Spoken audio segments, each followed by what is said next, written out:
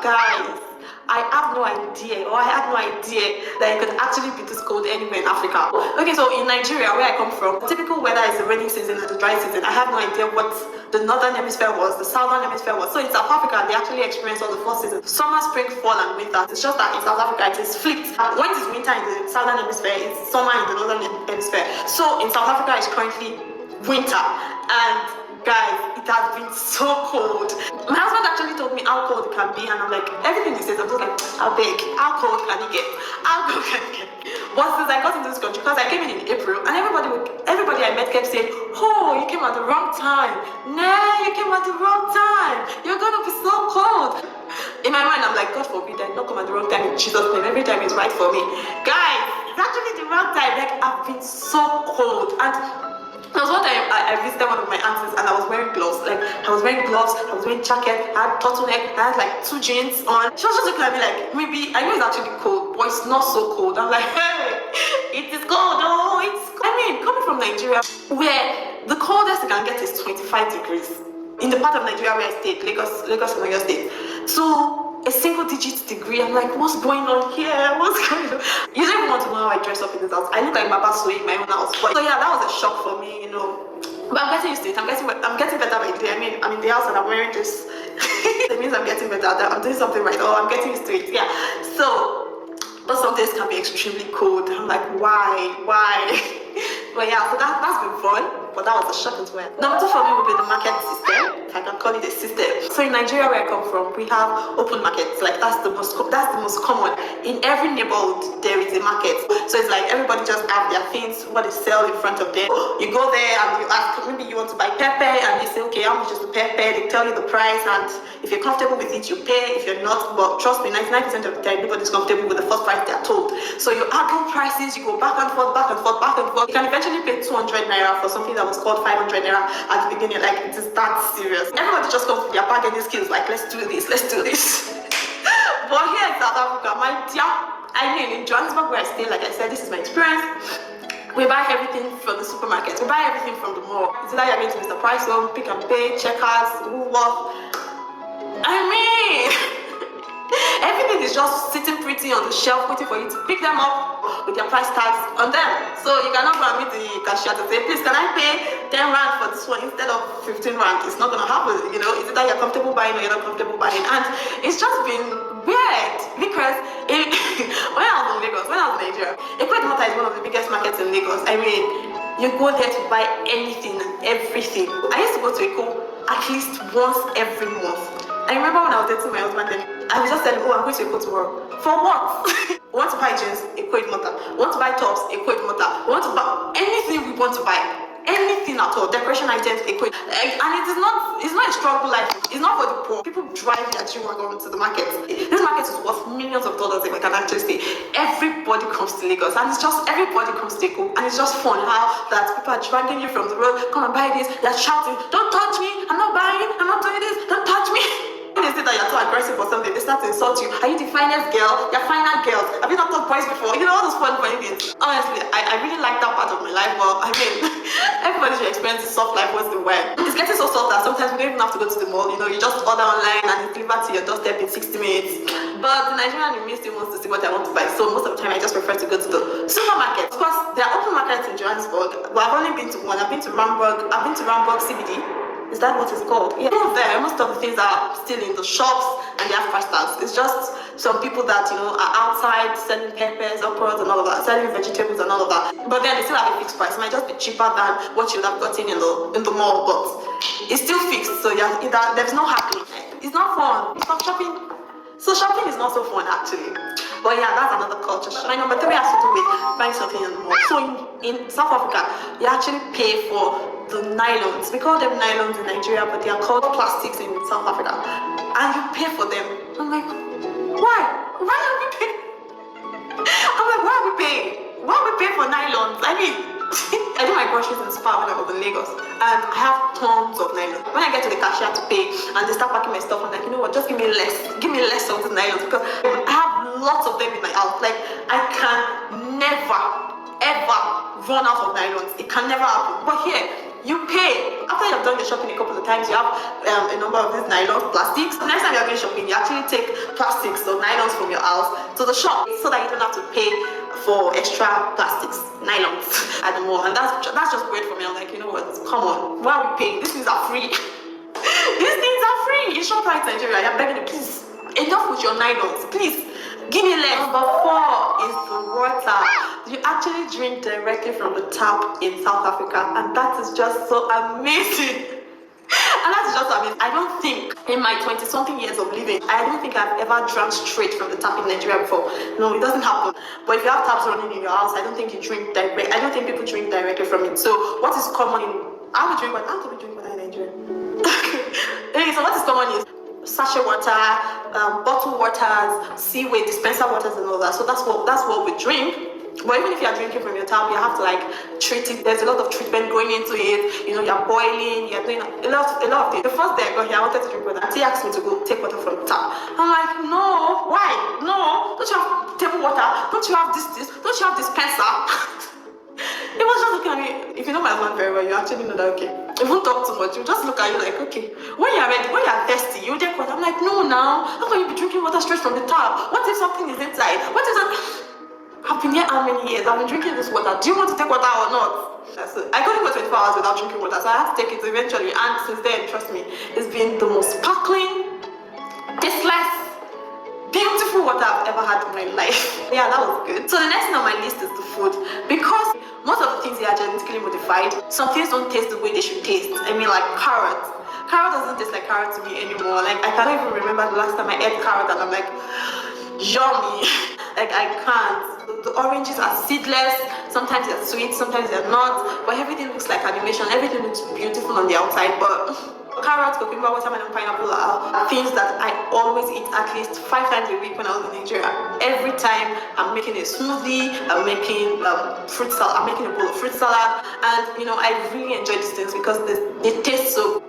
Since I moved here, I've actually not had watermelon because I just can't find it. Like, every time I go to the mall, I'm like, okay, where can I see watermelon? I'm just looking for watermelon, but I can't find watermelon. One time I found I think in Checkers, it was sliced into half already, and it was so expensive. I'm like, why? Why is watermelon this expensive? Why is half watermelon this expensive? I'm not even sure if it tastes so good, so I didn't buy it.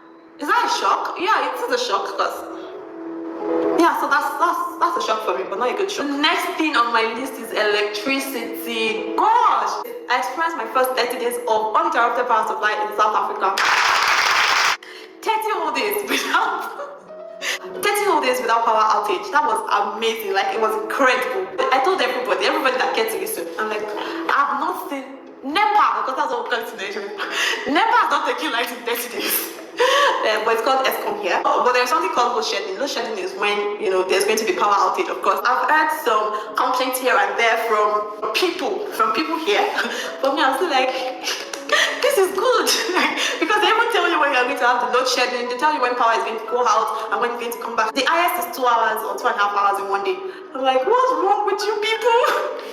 Why are you complaining? I mean, if you're coming from the US or from the UK, from Canada, it can be a shock to you. Like, why is there load shedding? But this girl is grateful. I mean, you don't have to worry about whether there's going to be power outage or not, because there isn't going to be. If they did not tell you beforehand that there is going to be, there isn't going to be. So let's chill. I remember when I first came, the first month I just came, because we just prepared.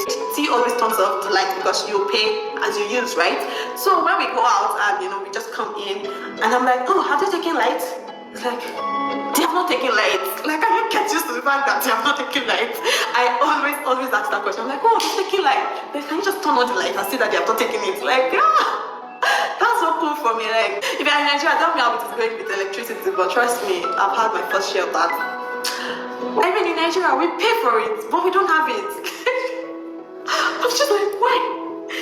Every month they bring the bills. This is the amount of electricity you have consumed this month. And you're like, where? When? How? The way they give us light in Nigeria is based on their feelings. You know, when they're happy. When they're happy today, they give us power. When they're not, they're like, you know what? No power for anybody today. It's just weird. But yeah, that's been really cool for me. Like, really? In Africa? The next thing is that South Africans drive on the left side of the road in South Africa. And that's just, It's not strange, it's just like takes getting used to, you know. I remember one time one of my aunties came to pick me from the house. We were going somewhere, so she didn't come down from the car. So I was just, rushing to where I thought was the passenger seat. So when I got to the door of what I thought was the passenger seat, she rolled down like, "Oh, you want to drive?" I'm like, "No, no, no, no, no, no, I'm sorry." She was just laughing like, "Oh, I'm a Niger." Yeah, so that takes getting used to. I've made that mistake a couple of times as well. So yeah, that happened. The next on my list is the language and the use of words. So there are 2 points in one, so I'm just going to say them at once. South Africans love their languages, and there are so many of them. I think there are nine languages. When they say you're black, they just speak the language to you. Whether it's Zulu, Afrikaans, or whatever the person is speaking, they just speak it straight to you. And I'm like, and I'm just there, I'm just smiling. Then when they finish, I'm like, I don't understand. Like, it's so beautiful to see that people just love to speak their language. And I don't think it's the same way where I come from. I'm not even going to lie. Like in Nigeria, there are legit some Yoruba families where their children don't speak Yoruba. Like, you don't speak Yoruba, they don't understand Yoruba. And I don't think it happens like that in this place. People don't know how to speak their language in my country. I remember when I was in university, we had this language department in the Faculty of Arts where all the languages in Nigeria, all the major languages in Nigeria are taught. So in the Yoruba department, which was like the most popular in my school, because it was in the southwest, most of the students in that department were white, like Americans, Germans, English people coming all the way from their country to study Yoruba in Nigeria. And these people understood so well. I mean, they understood what they were teaching them so well that even you, the Yoruba person, will be intimidated. I remember one time, and we don't see it as intimidation. We see it as, "Oh, you're coming to learn our language." But I remember one time my friends and I were having a deep conversation that, do you know that in few years time, like in 30, 40, 50 years, is these people that will actually be teaching our children, our grandchildren, our language. Like, the white people, they are coming now to get the knowledge so that they can sell it to us later. And we didn't feel like it was something to think about. I remember I was just engaged in conversations with the white Yoruba students to say and ask them questions. They answer every question in Yoruba. If you ask them what the time is, maybe the time is 2:30, they will say "Ago meji koja ogbon ìṣẹ́jú." Like, even me, a Yoruba girl, will not tell you the time like that in Yoruba. I can just say "Ago meji abo," like that shortcut. Or maybe it's 3:15. They would say "Ago meta koja ìṣẹ́jú mẹ́ẹ̀ẹ́dógún." Like, those things would not naturally come to me as a Yoruba girl. We don't take pride in speaking our language. I actually noticed that. And like I said, I'm very guilty of it. My sister will be talking to me, my siblings will be talking to me in Yoruba, and I'll be like, "I don't understand you, please speak English." And this is what parents do to their children as well. Don't speak Yoruba, speak in English. Everyone's speaking English. Everyone's speaking English. They don't even understand their language. But in South Africa, I mean, people love their language. They love, when you're black, they just speak to you the language. Well, you have to tell them that, "Oh, okay, sorry, I actually don't understand," which I think is a good thing. Some people don't think it is, but I actually think it's a good thing. I mean, it just shows how rich the culture is, and yeah, that's really nice for me. That's good for me, and I'm actually hoping to learn one of the languages, maybe Zulu. I almost speak a little bit of Zulu, so yeah, I might actually learn Zulu. I'll let you know how that goes. One of my big brothers here, shout out to Brother Rob, told me, he was giving me tips on how to live in this country. So one of the things he mentioned was that you're going to get into conversations with South Africans and they're going to like say some things that you would be like, "Okay, what's that?" But I want you to know that they don't mean it the way you think they mean it. So number one is the use of must, the word must. South Africans will mostly say, "You must come visit me." They don't mean that you must come, like if you don't come, something will happen. No, they're just trying to say, you should actually come visit, or yeah, you can come visit. But instead of saying more, should or can, they say must. You must come. You must. So I'm like, "Oh, that's fine." Not long after, I was in church, so I was being introduced to a lady, and she was like, "Oh, nice to meet you," and all that. Then the next thing is, "You must tell me your age. You must tell me your age." I'm like, "I must tell you my age? Why?" Then I remember, now I get where you're coming from. I should tell you, right? "Oh yeah, you must tell me. You must tell me." Well, it's weird for me. Like, "You must go. You must come visit. You must." I'm like, just say should or say can. Don't say must. But yeah, it's just what it is. It's just what they say. Then another thing is buses. What we call buses in Nigeria, they call them taxis in South Africa. And I'm wondering, why is a big bus called a taxi? Taxis are small cars. Then, like I said earlier, nylons are plastics. In Nigeria, plastics are buckets where you fetch water, where you store water. Those are plastics. So plastic in South Africa are the nylons. and so many other things I can't remember. Next on my list is security. So because I was coming to meet somebody that has been living in the country for a very long time, I actually did not bother to do a whole lot of research. When I knew I was going to be moving to South Africa, what I did was just, go on YouTube and just familiarize myself with the culture, the way they speak. Then I took my time to go through the history of the country, all of those other things. But I did not really do like an in-depth research, like what I would have done if I was relocating to a whole new country where none of my family members have been before, right?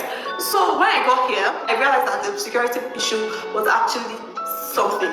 It was not something that you could not notice. Like almost every house has an electric fence. Even in the car parks, you have extra guards that come to you to, ask you if they can help you look after your cars, because parking your car at the car park does not mean it's secure. They even tell you can see clearly that cars are parked at owner's risk. So there are boys in the garage that come to you to say, do you want me to look after your car for you? There's something they're called, I can't remember right now, I'm going to put it on the screen. You pay them an extra something for that. So I actually met somebody that has two iPhones. One is a taser and one is the real phone. He has it so that when he's been robbed, maybe in the car park or anywhere, you could just use that on the person. The person is on the floor and he drives off or he zooms off. And this is like a usual common practice. Everybody is very security conscious. Everybody is willing to pay an extra something for security. Everybody's just on guard, on alert. And I'm like, okay. I've never been in so much firearm conversation in my life like I've been in this place. Like, I don't know if that makes sense, but yeah, owning a gun or having a gun is not a big deal.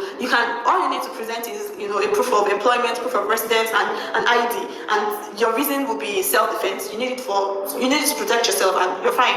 Like, you have a right to own a gun, and it's just really something. Yeah. I actually did not think about it before I got here. Last cultural shock, or the last shock on my list, is the beauty of this country. This country is breathtaking, and I've said it before, and I also have said it before that every country has its ghetto. Switzerland has a ghetto. United States of America has ghettos. But this country is beautiful. You'll be doing yourself a great disservice if you have been living in this country for 1 year, 2 years, and you have not seen places. Like, you have just been in your house, in your apartment, in and out. Why? Like, why would anybody want to do that? There are so many attractions: wildlands, wildlife, parks, mountains. Oh Lord, I have a whole list. I have a whole list of places I want to visit, of places I have to go to. This country is beautiful. Sometimes I see some places and sometimes I just pinch myself like, okay, we're actually still in Africa. It's so beautiful. Why don't they show these places on white media? Like, these are the places white media should actually showcase to the world. Like, there is beauty in this continent. God. Another really beautiful thing I like about South Africa is there are trees everywhere. Like, I stay in Johannesburg, but there are trees everywhere. It's like trees being in Lagos, but we don't have that. I remember my boss and I used to make a comment, like when we are driving through Ikoyi, that's pretty much where you have trees. That's pretty much where you have trees in Lagos. And like, can you just feel the wealth in this neighborhood? Like, can you feel the wealth in this area? But that's what it is in South Africa. It means there's wealth everywhere because there are trees everywhere. Everywhere is green. Oh gosh, I love it. I love. This country is beautiful. It's a shocker. Sometimes I'm like, we're in Africa. Like, we are actually in Africa. That's just so beautiful. There's so many places to see. There's so many places to see.